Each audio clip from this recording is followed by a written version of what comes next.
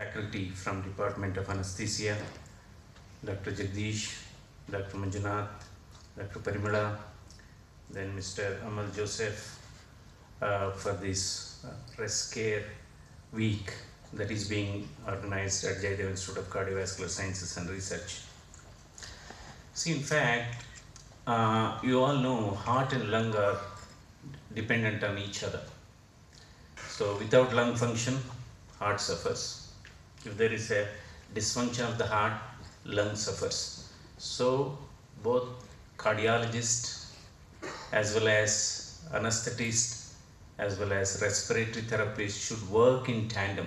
So in other words, we should understand, each one should understand the hemodynamics of the heart as well as the lung issues are connected. So you cannot disconnect any one of them. We are all working in what is called the circuit. So if there is any disconnection in the circuit, ultimately it adversely affects the outcome.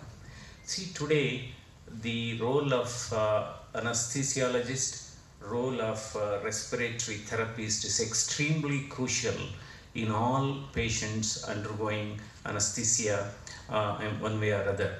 So this is where I think the modern technology has advanced. Today we have all types of ventilators, sophisticated ventilators, and all those things are there. But actually, you being a respiratory therapist, oxygen is different. It comes in cylinders, but you are all God sent oxygen to patients who are undergoing treatment in ICU, undergoing anesthesia. So this is very, very important because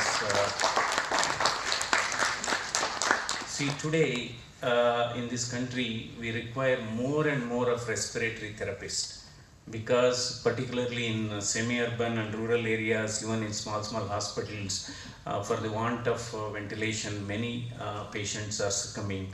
So and it's not possible to have anesthetist, qualified anesthetist in every place. So probably this is where the respiratory therapist has to take over partially the job of anesthesiologist in many of these smaller hospitals, because that's how we can, because we know that breathing and circulation are well connected, and timely intervention is very, very important, particularly intubation.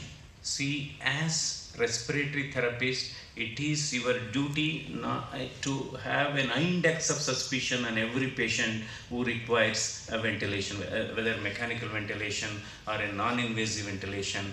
And today, of course, we have various gadgets